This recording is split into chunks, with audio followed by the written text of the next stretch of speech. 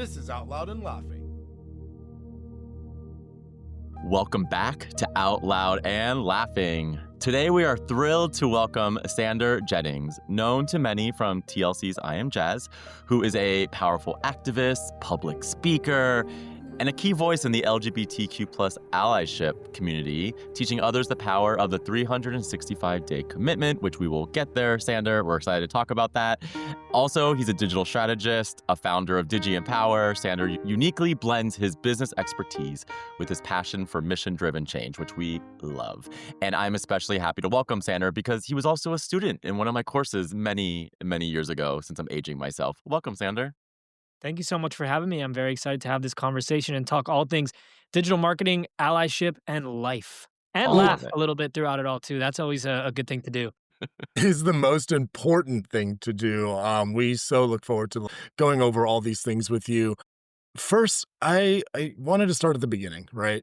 So your family story was very much illuminated on TLC's I Am Jazz, where you essentially did your learning in front of millions of people in real time, right? Looking back on that time, I can only imagine, but I have to ask, what is the single most fundamental truth about identity that your sister Jazz taught you?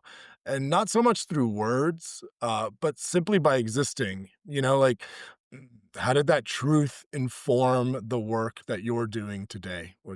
Yeah, I mean, I think you hit the nail on the head right there. Just like simply existing is the truth that you're living in. But sometimes, we live in these chambers or we do live in these different communities where, you feel like your most authentic self and you have these thoughts about who you are and who you want to show up as. But when you're surrounded by other people and outside influences, you get swayed into not being your true authentic self. And so for a long time, I was the proud big brother of my trans sister, and I was also the kid who liked to play sports. I was also in college, the kid who was in a frat. And so I had a bunch of different identities. And my main true core identity was I care about others and I want to help others.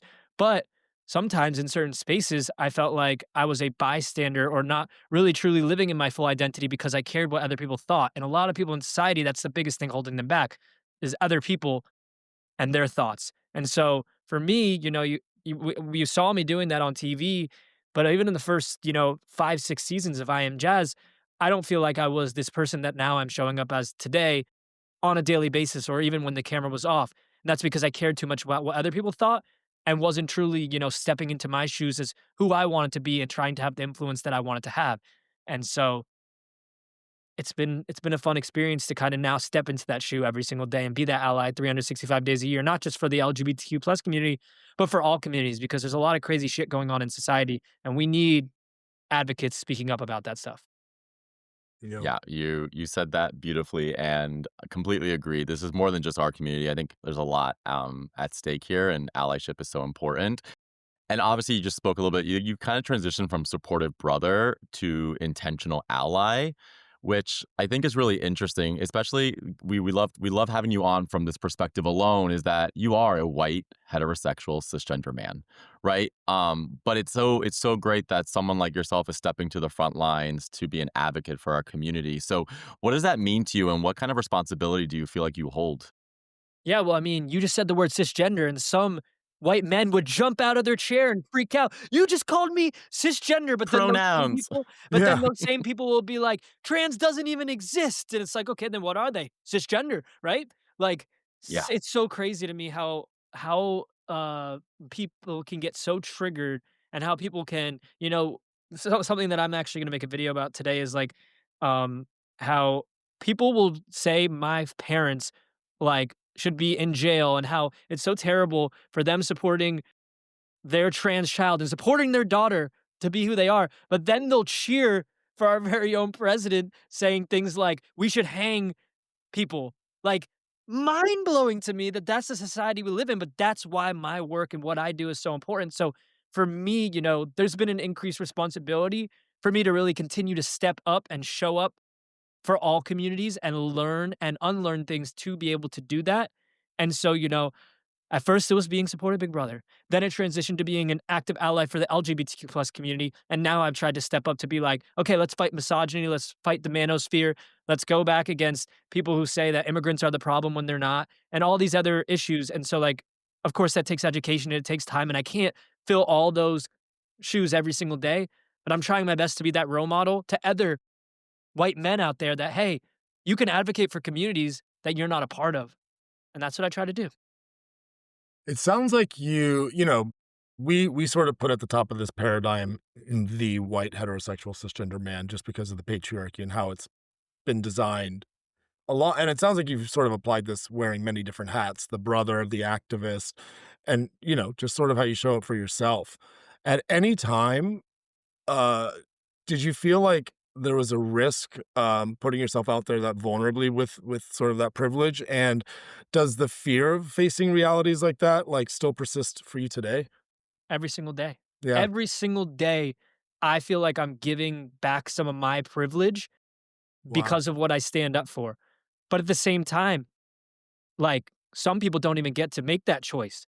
Some people can't change the color of their skin, so they have to live every single day with, the fact that they don't have those same privileges in society. Or some people, you know, couldn't get the gender affirming care they needed, so they're not as passing, and so then they're walking around in society and they're mocked at or told that they are lesser than because of how they are. And so for me, I am at the top of that pyramid, and of course, I can live comfortably every single day and just like slide under the radar, be that man in society, living in my privileges.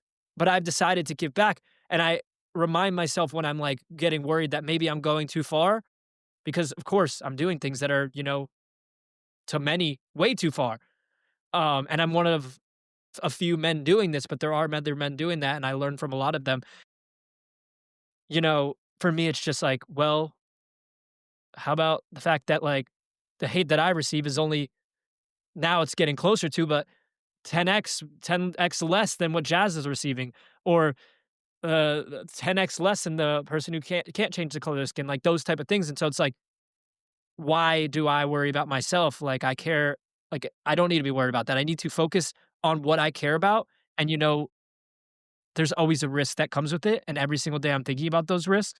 But at the end of the day, I'd rather show up as myself with some fear rather than, live in fear and have that hold me back like I used to. How old were you, when your family decided to sort of share their story? How old were you, with TLC? How old were you at that time?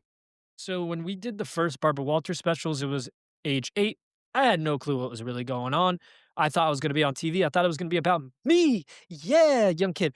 Then when I was 15, 16 is when we were really talking about doing the larger reality TV show. And at that point, I started coming to more of the understanding like this is about my sister. And our family is so unique because we're so normal, yet so many people think we're supposed to be crazy because we support trans people. Ooh, the evil trans people. Like, so yeah, that's the age I was at. The reason why I ask is because it seems like along your journey you were impacted, and this is just an assumption, so I would love for you to sort of illuminate this a little bit for me, and our listeners.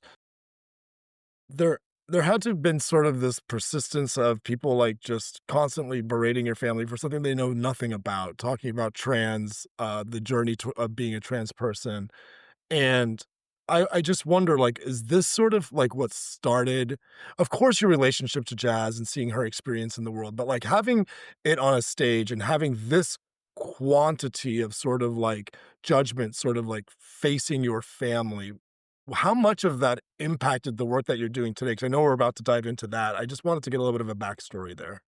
Yeah, the backstory is, when I feel like I saw the hate Jazz was receiving, I wasn't really posting too much on social media. I didn't really see the hate. I then started posting on social media. I started seeing the hate, but it wasn't too loud. It was more silent. I, if anything, fast forward to today and I say, wow, it's crazy to me that things are getting worse. And it's because the people up top are saying trans people don't exist. There's only two genders. And people then are empowered to attack. And so right now, I see it more than ever that the hate is at an all time high. And it is mind boggling to me that we're going backwards just because people don't actually do the research or try to get to know a trans person. But if you get to know a trans person, you'll realize they just wanna exist like you and me. And so, my journey has definitely been influenced by haters, but I would say it's been more influenced by me realizing and recognizing that I could impact the people who can be that supportive big brother or be that supportive friend. So I focus less on the haters as my motivation, but I focus more on, for every LGBTQ plus person, there is a sibling or a friend who can be an accepting ally.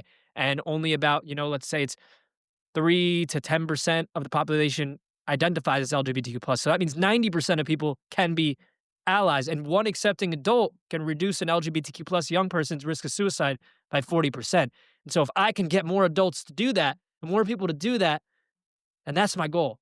And that's my mission. And so it's been more the positive impacts that allyship can have versus seeing the hate. Because if I let the hate really get to me, if anything, especially right now, I feel like it would make me feel helpless. And I know Yeah. a lot of people feel helpless right now because of the hate that's being received, um, and because of kind of what our government is saying about the trans community specifically. There's 580 anti-trans bills or something like that right now. Absolutely ridiculous. Yeah, and it's all based on uneducation. I love that you've turned all this negativity to though into a positive. Like you're such a huge ally, and I wanted to deep dive a little bit into this concept of 365-day allyship because I think it's interesting. I mean, John and I even see it in our day to day lives. People who quote unquote support us, but don't really know how to support us, right? And so I would love to just deep dive a little bit into like what that means to you and what our listeners can take away of like what do you mean by 365-day allyship? I'm actually going to throw this question back to you Yeah. both.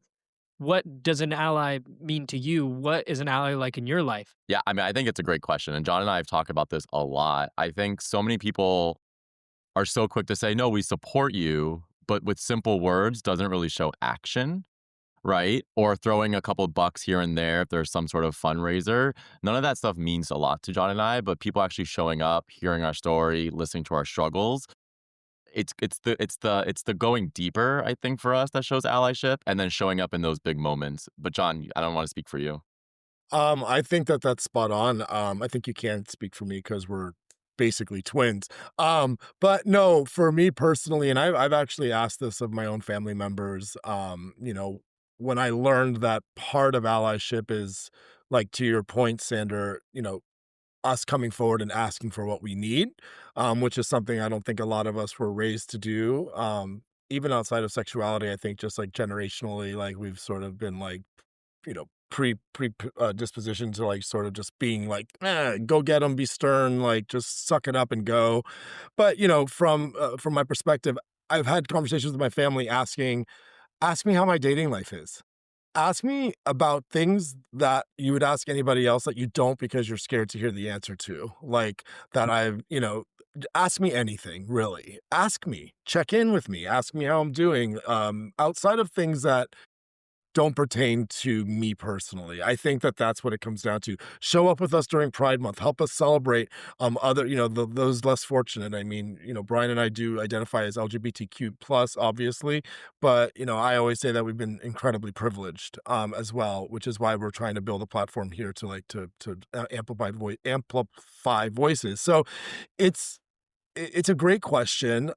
I think that, like, for a better answer, I'd have to think about it, but I just think just ask us questions. The same thing Well, anybody wants. I think to Mhm. John's point, and Sandra, I don't know if you feel this way, but like in the last election, it would have been nice if people closer to us would say, "I'm going to vote this way. How does that affect you?"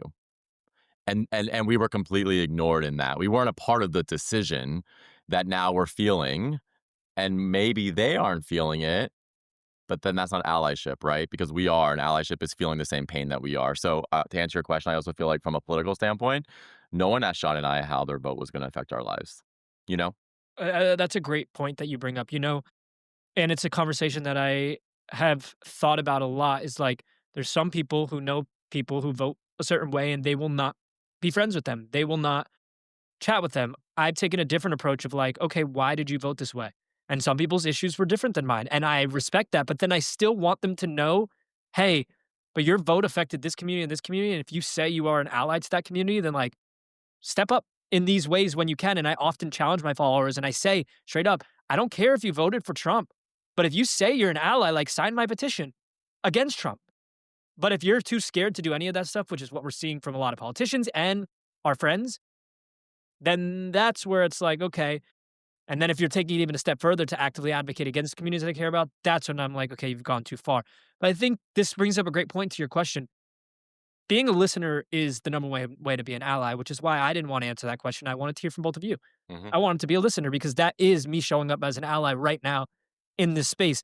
And I think the second thing that neither of you touched on that also would then come from my perspective as an ally, it's advocating in rooms where an LGBTQ plus person, an immigrant, or someone else who identifies in these communities that are being attacked isn't in.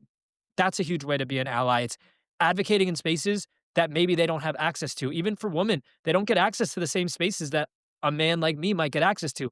So how am I doing that? For example, I was at an event with Facebook, and the first question I asked them is, how can we create a safer space for trans organizations, LGBT plus people to be on Facebook without getting berated with hate comments because I know what mine look like. So I can only imagine what a trans person's looks like. And there was no trans people in that room, but someone who had access to that room needed to step up and ask the questions. So that's exactly what I did. And so I think that's a huge way to be an ally as well is use your voice in spaces that maybe they're not in. That's really interesting, and it sounds like you are, getting into some spaces where very interesting conversations are happening with Facebook. I'm sure with other companies as well and other big, large groups when you're coaching these cohorts, who I'm sure range from young adults to older, just the whole gamut, run the gamut.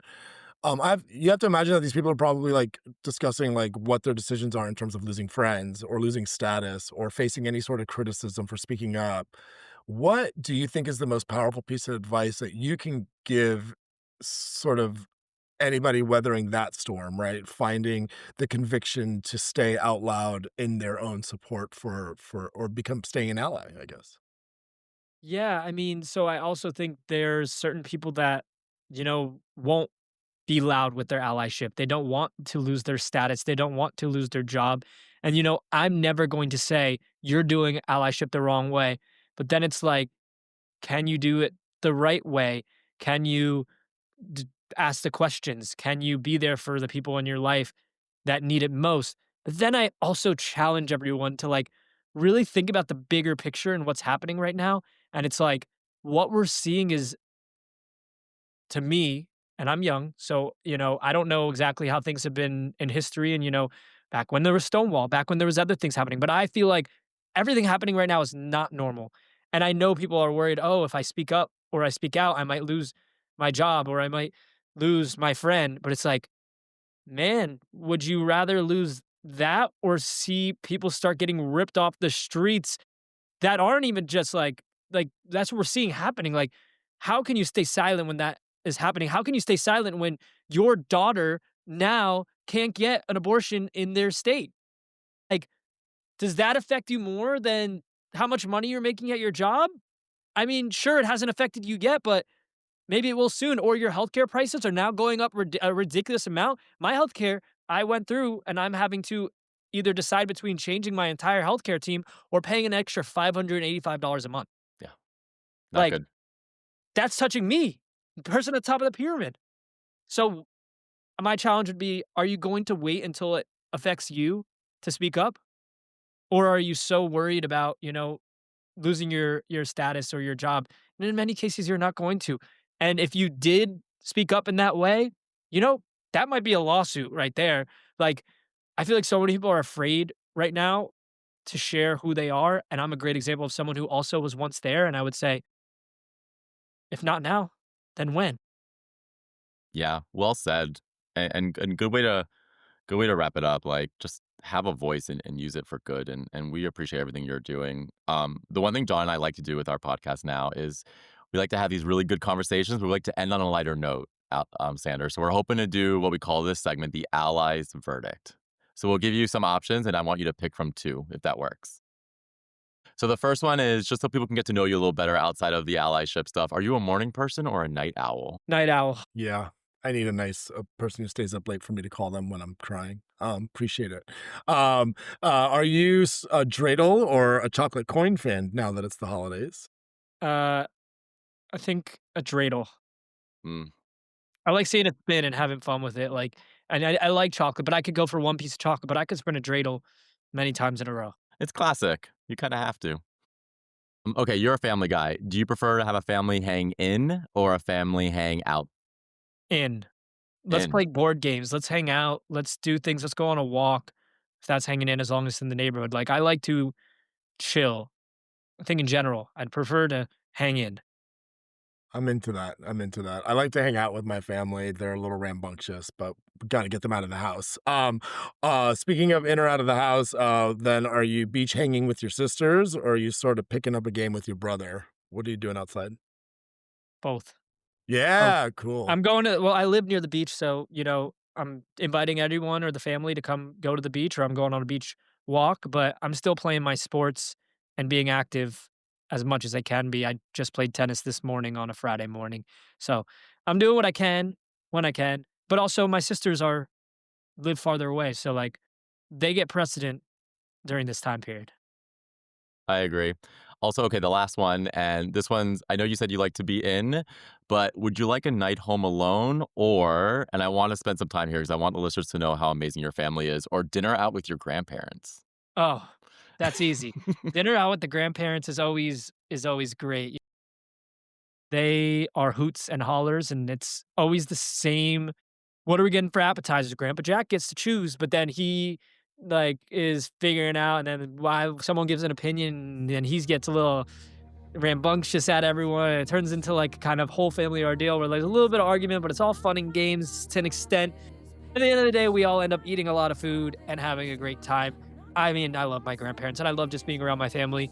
A night in's great, but like for example, tonight, my girlfriend's out with her best friend in Miami, and so I technically could have a night in, but I would prefer to actually sleep at my parents' house because my sister Jazz is coming in town. I'm picking her up from the airport right after this. I'd prefer to stay sleep at my parents, but I have these two rambunctious dogs behind me, and I need to get back to them. So then I will actually get to balance today, for example, family time, and then a night in by myself, which I don't get too often. Amazing. We love it. Well, we will not keep those dogs or Jazz waiting. And of course, we definitely just wanted to send our sincerest appreciation and thanks for joining us. How cool it was to connect, learn more about you and the work you're doing for our community, your family, and more importantly for yourself. And we hopefully we can have you back soon. We'd love that. Yep, 100%. Thank you all for having me. This was a great conversation. Thanks, Sander. Very important. This was Out Loud and Laughing. We're available everywhere you get your podcast: Spotify, Apple, YouTube, iHeart, or wherever.